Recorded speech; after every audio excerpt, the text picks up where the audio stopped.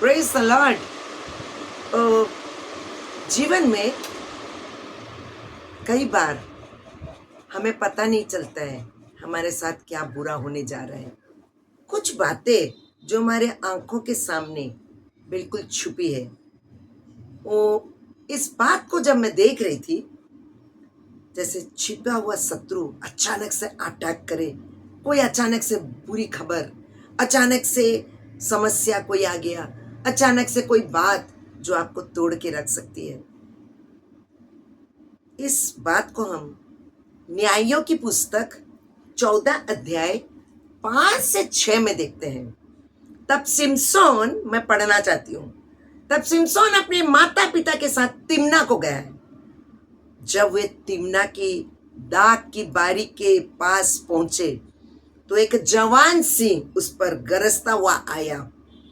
तब यहोवा का आत्मा सिमसोन पर अत्यंत प्रभाव से पड़ा, बहुत प्रभाव से उतरा।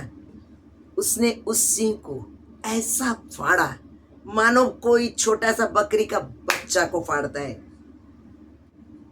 छिपे हुए शत्रु, आत्मिक सतर्कता की आवश्यकता है।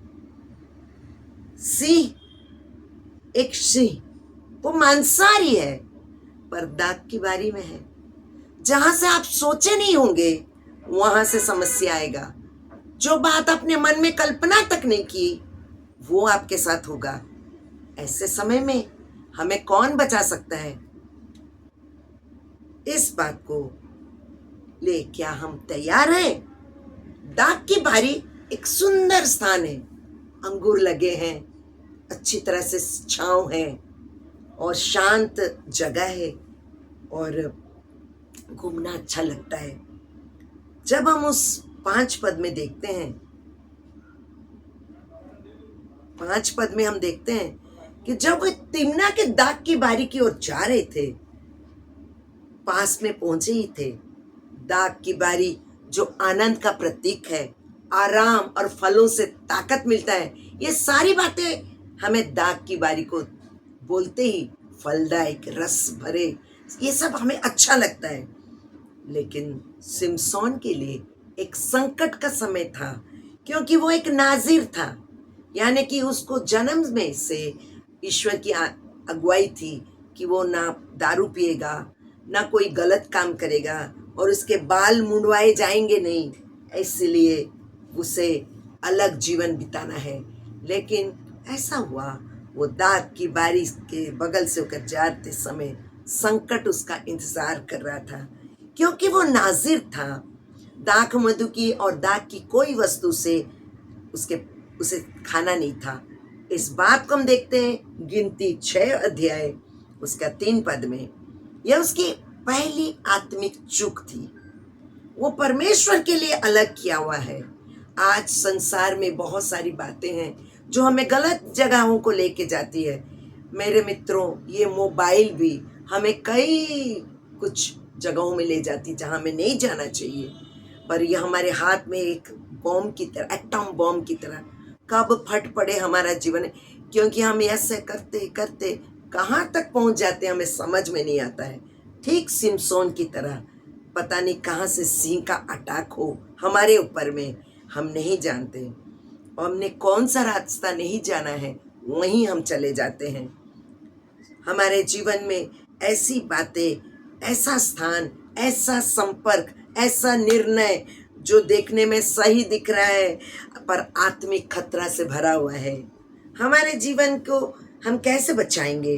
पहला पत्रस 5 उसका 9 में कहता है, तुम्हारा विरोधी शैतान गरजते हुए सिंह की नाई ढूंढता फिरता है कि कब किसे फाड़ खाए। हालेलुया।